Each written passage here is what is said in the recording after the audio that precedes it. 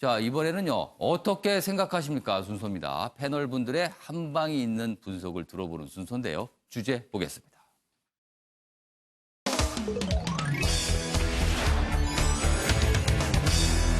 오늘 어떻게 생각하십니까? 주제는 이렇습니다. 유도하는 사람과 거부하는 사람이 어제 있었습니다. 무엇을에 해당하는 것은 바로 박수입니다. 박수를 쳐달라고 얘기한 사람이 있고요. 그 소리를 들었는데 박수를 치지 않은 사람이 또 있습니다. 그 얘기 지금부터 해보겠습니다. 김원웅 광복회장, 일본 경제보복, 다시 친일 정권 세우려는 의도다. 이런 얘기를 합니다. 그리고요, 또 이런 얘기도 나와요. 촛불혁명으로 탄생한 정부 과소평가했다, 일본. 이렇게 얘기하면서 연설 중에 문재인 대통령 지금 잘 대처하고 있다. 그러니 여기 계신 분들 박수 쳐주세요. 이렇게 얘기를 합니다. 어제 상황이었어요. 기념식에. 그런데 박수를 안 치신 분이 있다. 뭐 이렇게 해서 기사가 된 겁니다. 여기 좀 더 자세히 보겠습니다. 김원웅 회장은 연설 도중에 문재인 대통령을 향한 청중의 박수를 유도했으나 황교안 자유한국당 대표만 호응하지 않았다. 이렇게 기사가 돼 있네요. 이쪽 보겠습니다. 이쪽 보면 오신환 바른미래당 원내대표가 김원웅 회장의 그 박수 유도에 대해서 논평을 한 거예요. 여기 보시면 김 회장이 광복절 축사에서 노골적인 문비어 청가를 낭독한 것은 좀 남사스럽다는 생각이 들었다. 나라의 어른으로서 채통을 지켜주셨으면 한다. 뭐 이렇게 얘기했네요. 뭐 삼선 국회의원 출신인 김 회장 뭐 이렇게 또 추가 설명도 돼 있습니다. 일단 어제 상황을 설명했고요. 관련 기사 하나 더 있습니다. 보시죠. 여당 박수 안 친 황교안 그 무례의 말문을 잃었다. 이런 반응을 보였어요. 그러다 야당 문정권 아무나 흔드는 나라 만들었다. 무슨 소리? 뭐 이렇게 또 반응이 보여서 서로 또 다른 입장이 나왔습니다. 뭐 조선일보는 이렇게 좀 다루고 있군요. 자, 그럼 어제 상황이요. 기사로 뭐 구구절절 설명 들었는데요. 영상으로 직접 보겠습니다. 경제 보복으로 한국 경제를 흔들고 민심을 이반시켜 그들이 다루기 쉬운 친일 정권을 다시 세우려는 의도입니다. 국민 여러분, 의연하게 잘 대처하고 있는 문재인 대통령께 격려의 힘찬 박수를 부탁드립니다.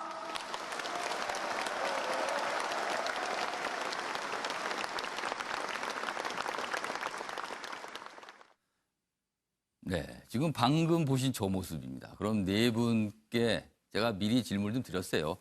자, 두 명이 등장하죠. 광복 회장과 황교안 대표가 등장하는데 네 분 보시기에 누가 좀 너무한 건지, 이유는 무엇인지 이렇게 질문 좀 드렸습니다.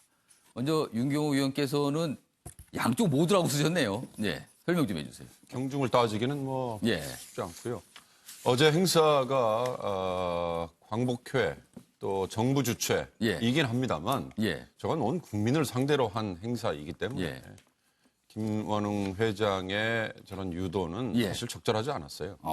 만약에 저게 청와대 행사였거나 아니면 정부 여당 분들끼리만 있었던 행사라면 뭐 저런 식의 박수 유도 얼마든지 좋죠. 예. 그러나 온 국민이 다 보고 있고 그리고 아마 황교안 대표 이외에도 예. 박수 안 친 분들이 있었을 거예요. 다른 일반 그렇죠. 청중, 일반 쪽에 계신 분들 중에 뭐 있었겠죠. 그렇습니다. 아무래도. 일반 관중 중에도 있었겠죠. 예.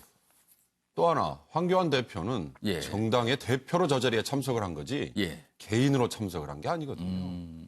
그렇다면 져주는 게 이기는 거다라는 생각을 좀 할 필요가 있습니다. 저런 자리에서 저런 조금은 거북한 유도가 나왔더라도 박수 쳐주는 거 별 문제 되지 않습니다. 황교안 대표 이미 뜨거운 맛을 한번 봤잖아요. 예. 불교 어느 사찰 행사에 가서 예. 나는 기독교인으로서 난 절대로 이거 받아들일 수 없다 해서 예. 배례를 거부했다가 예. 얼마나 곤욕을 이른바 이제 치렀습니까? 합장 논란입니다. 그렇습니다. 예. 그렇다면 거듭 말씀드립니다만 예. 정당의 대표로서 황교안 대표는 예. 그냥 져주는 게 이기는 거다라고 생각을 했다면 어저께 오히려 더 박수를 받았을 것이다. 저는 그래서 양쪽 다 정말 부적절했다 생각이 듭니다. 그러니까 어제 기념식에서 뭐 박수를 유도하는 발언이 없었거나 아니면 황 대표가 박수를 쳤거나 해서 오늘 기사가 안 됐을 겁니다. 그럼 저희가 이렇게 다루지도 않았겠죠. 그러나 있었습니다. 그런 일들이.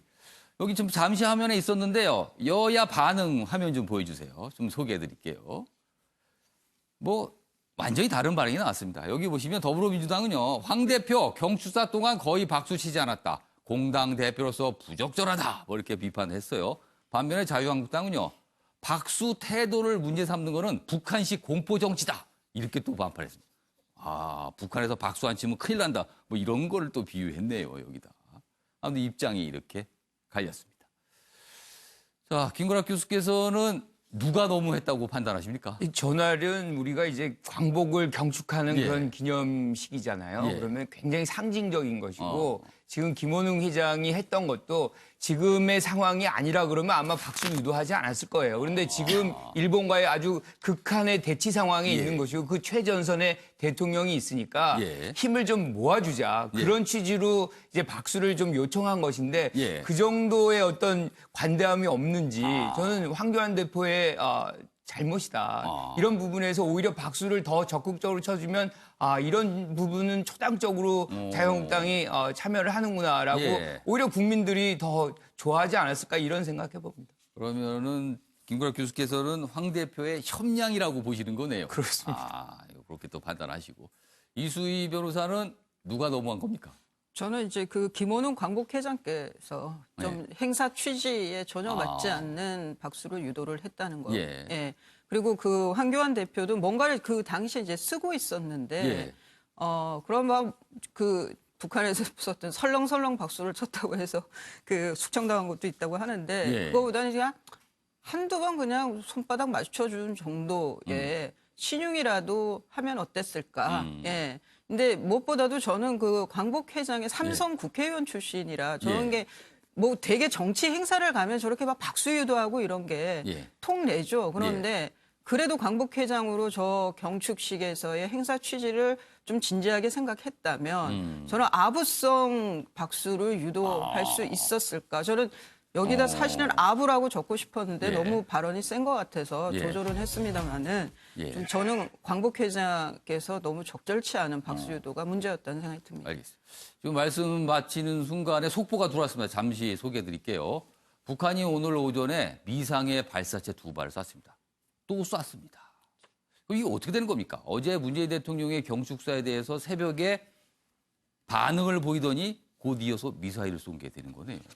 이런 식으로 반응을 보이나요? 강원도 통천 일대에서 동해상으로 발사됐다. 이런 속보가 들어오고 있고요.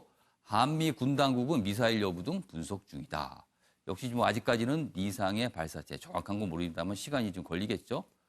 오늘 오전에 미상의 발사체 2발을 발사했다는 얘기 다시 한번 알려드리고요. 강원도 통천 일대에서 동해상으로 발사했습니다. 그리고 한미 군 당국이 미사일 여부 등을 분석 중이다. 이렇게 속보가 들어오고 있습니다. 자세한 내용은요, 더 들어오는 대로 바로바로 알려드리도록 하겠습니다.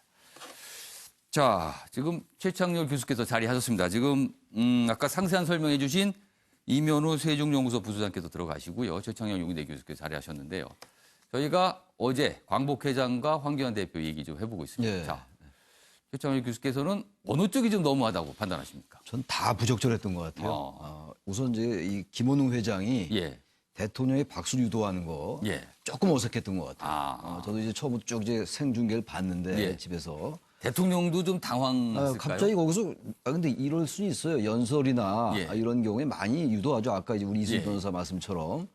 근데 앞뒤 맥락이 갑자기 대통령께 박수 좀 부탁합니다라는 게 좀 전 어색해 보였고. 예. 근데 이거 그렇게 어색해 보였지만 크게 문제될 건 없을 것 같아요. 할 수 있는 거예요. 예. 근데 그 순간 나오는 게 화면에 보니까 황교안 대표가 뭐 이렇게 쓰는 것 같이 이렇게 하면서 박수를 안 치더라고요. 예. 그건 더욱더 어색해 보였어요, 제가 보기에. 그래서 제가 느끼기에 그러니까 어색함과 더욱 어색함이 네, 이렇게 되네요. 제가 느낀 소회를 그대로 말씀드리겠습니다. 이건 뭐 예. 그냥 같이 판단할 수 있는 사안 같은 건 아닌 것 같아서. 예. 아, 야당 대표가 왜 저렇게 하지? 제1야당 대표가 이런 생각이 언뜻 들었어요. 대단히 어색해 보이면서 예. 현명해 보이는구나라는 걸 느꼈어요. 아, 국민들이 설령 지지하건 지지하지 않건 예. 지지 성향에 무관하게 제1야당 대표가 옆에서 다 손학규 대표 박수 치고 다 치는데 옆에서 예. 박수 안 치는 게 대단히 좀 속 좋아 보일 수 있겠다는 생각이 들었습니다. 그래서 조금 부적절하다라고 느꼈고 예. 근데 여기에 대해서 또 민주당이 또 논평을 내는 것도 저는 어색하다고 봐요. 넘어가는 겁니다. 그걸 뭘 예. 굳이 얘기를 해가지고 또 이 대치전선을 만들어요. 예. 전 민주당이 거기에 대해서 저렇게 굳이 얘기했어야 되는 것인가? 예. 라는 것도 좀 마음에 안 들고. 그다음에 거기에 대해서 또 반응하는 한국당은 더욱더 마음에 안 든다. 이거 왜 북한에다 비유를 합니까? 왜?